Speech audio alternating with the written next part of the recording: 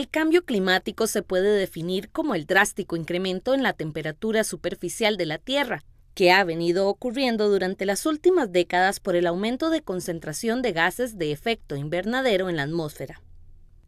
Los principales impactos de la crisis climática son el deshielo e incremento de las temperaturas del mar, incidencia de plagas y enfermedades, la pérdida de biodiversidad, el aumento de huracanes e inundaciones y los impactos sociales que resultan de ellos.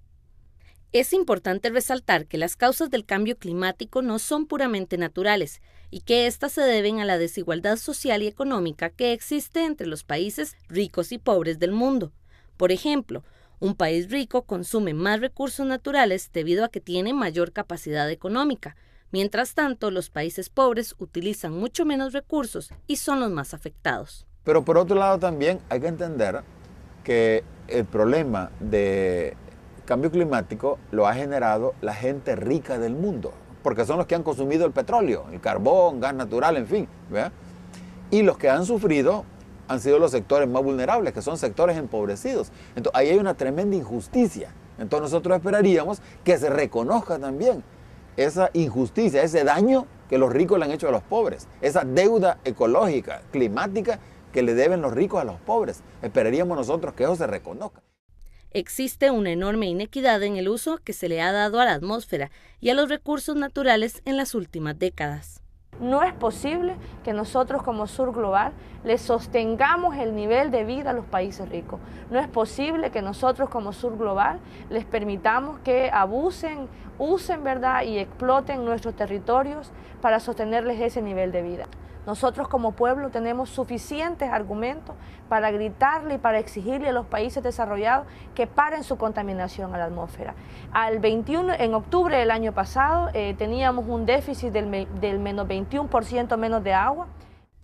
Si tomáramos todo el combustible fósil y lo dividimos según su consumo, tendríamos las siguientes cifras. Un 80% lo consumen los países industrializados. El 20% restante lo consume el resto de la población mundial. Por ejemplo, solo Estados Unidos, un país industrializado, consume 25% de la producción petrolera y tan solo tiene el 4% de la población mundial.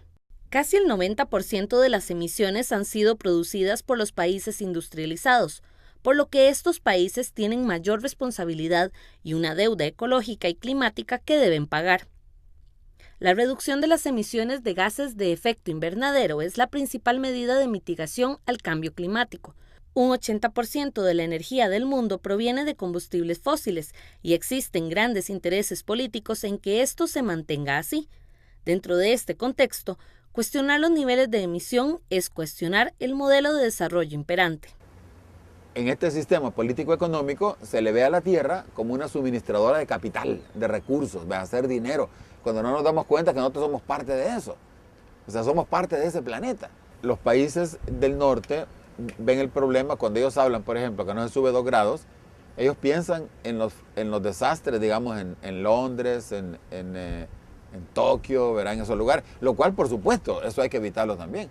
Pero el problema es que esos desastres ya los tenemos y los hemos tenido por mucho tiempo en nuestros territorios en el sur. Las comunidades más austeras, que viven por lo general en armonía con el ambiente que les rodea, son las menos responsables de la crisis climática y a la vez las más vulnerables frente a este fenómeno.